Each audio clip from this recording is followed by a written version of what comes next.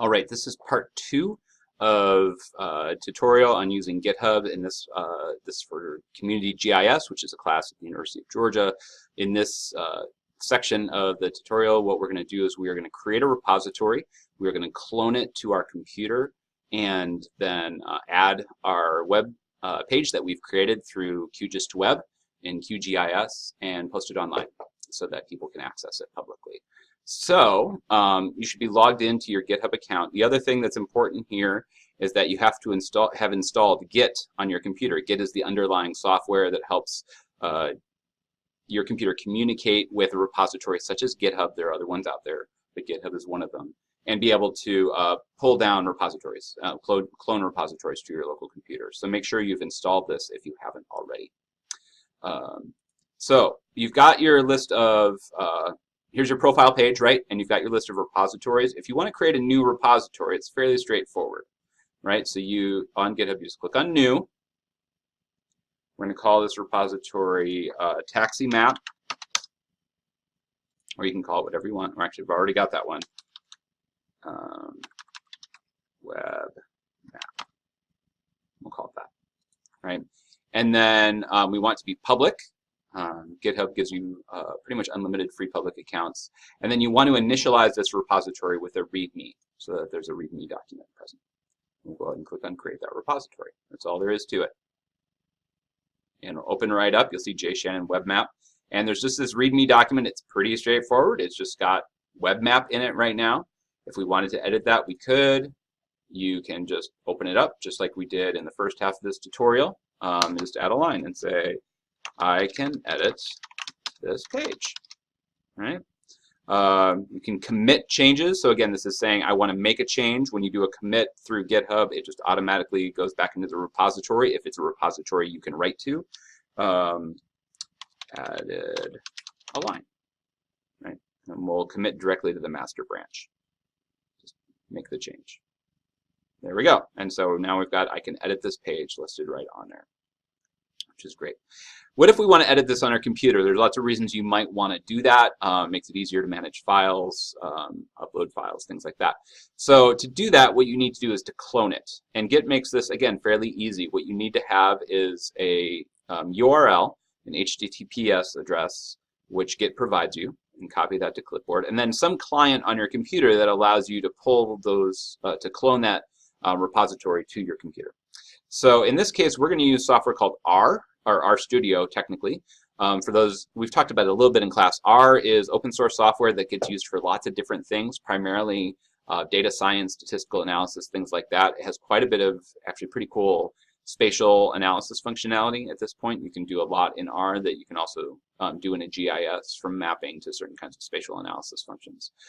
In this case, we're going to use RStudio, which is a shell that goes around R.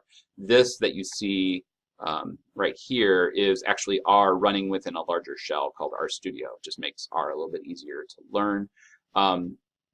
We're just going to use RStudio as a GitHub client. There are lots of other ones out there. RStudio probably isn't the best software if you just want a GitHub client, but we're using it because it can do lots of other cool stuff too. RStudio works with projects. It organizes things around projects, or it wants to. You don't have to use projects, but it makes it a lot easier. And so what we're going to do is we're going to create a new project and clone our GitHub repository to that project. So if you go under this window right here, under Project, and choose New Project, you're going to want to choose Version Control from the window that pops up in 3, 2, 1. There it is. Okay, Version Control, and clone project from a Git repository. And again, you need to have had Git installed on your computer in order for this to work. We're going to pick the repository URL. That's just copying and pasting from what we had online. This is the name for what the project will have on your computer and the location on your computer. I'm fine with both of those. So I'm going to go ahead and click on Create Project. And it's actually cloning that repository down to my computer, right? So if I go to that folder on my computer, which is actually just right over here, you'll see that it's now cloned that repo. If I click on this, I'm actually getting the default windows. Let me open this in a text editor. you'll see what this looks like. It's just like it looks like online, right? So I just downloaded that document for you. You can also open it in R. So if we click on the readme.md, you'll see here that document. I could make another change. I can also edit on my computer, right? I'll go ahead and click Control-S to save, or just click this button right here. And then notice there's a Git tab over here. Just like when you're online, you can commit changes. So if I select this file that I've changed, right, and click on commit, it'll commit it online. And sometimes it takes R a while to do this, so give it a second here. The other buttons up here, while that checkbox is filling in, there's a pull, which means you want to pull down any changes that have been made online. If you're collaborating on code, you always want to do that at the beginning so that you pull down any changes other people have made. Or push. So if you've made changes on your computer, like the commit right here, you can push those changes online. So if I click commit, it'll open a new window here, and it'll say, okay, you want to commit that. Same thing, you can type in the commit message, added a line to the README, and click on commit. Done. Now if I go back to my page here, right, you'll notice that the change isn't up here yet. If I reload the page, it's pretty much the same thing. So what I have to do is click on that push button to push it online.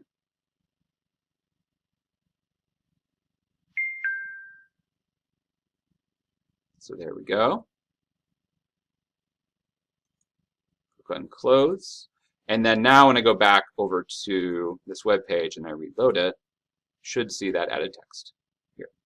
So you push, you pull, you commit. These are kind of the basic functions of cloning a repo. So now let's take a look at this. I have got a folder here that has a web map that I've created with QGIS. It's not super pretty, but it works, right?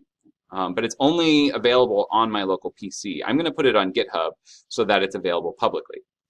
All I have to do to make that work is select all of this stuff, Control-C, or I'll do it so you all can see it, copy, go to this folder, that is the cloned repository, and paste it.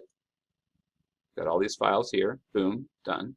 And now when I go back to R, you'll notice that all those files are listed here. So what I'm going to do is I'm just going to select all of these, and if I just click on a check mark, it'll check mark all of them. It'll take, again, a second for this to work, and then I can create a commit and upload all that online. GitHub offers a service called GitHub Pages, and what that does is it allows a GitHub repository to function as a website. So you notice all those folders got expanded, so it lists all the files that are within all those folders. Don't worry too much about that. We'll click on commit. We'll say added web page, and go ahead and commit it. It'll take a second, and then push.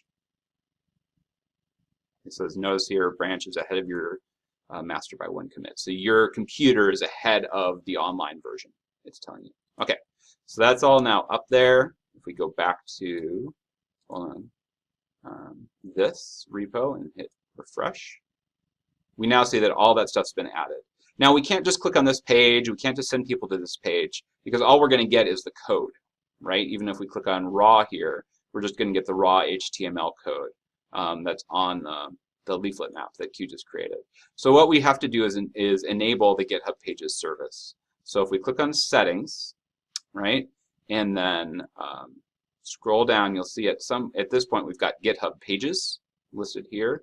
It hosts your personal project pages on a GitHub repository. You're going to want to say where the web page is, right? So we're going to say master branch, which is just the root directory, right where the web page is, and click on save. And now when we scroll down, it's got a web page here. Now this is the moment of truth. Let's see if this worked. Let's go ahead and click on this link. Okay, it's not there yet. I think we have to give it just a second before it is able to work. So if we go back to this page, we'll see it still listed there. Let's try one more time. There we go. So it just took a second to process. But here's our web map. And now it's available online. So you could give anybody this address, right? If I open a new window, copy and paste that in, you should be able to access that page. So this is what you're going to need to do at the end of Lab 3. Feel free to walk through this again if you need to kind of walk through the steps again, but hopefully this makes sense to you all. Thanks again for walking through both these tutorials, and we'll talk again when we meet in class next week.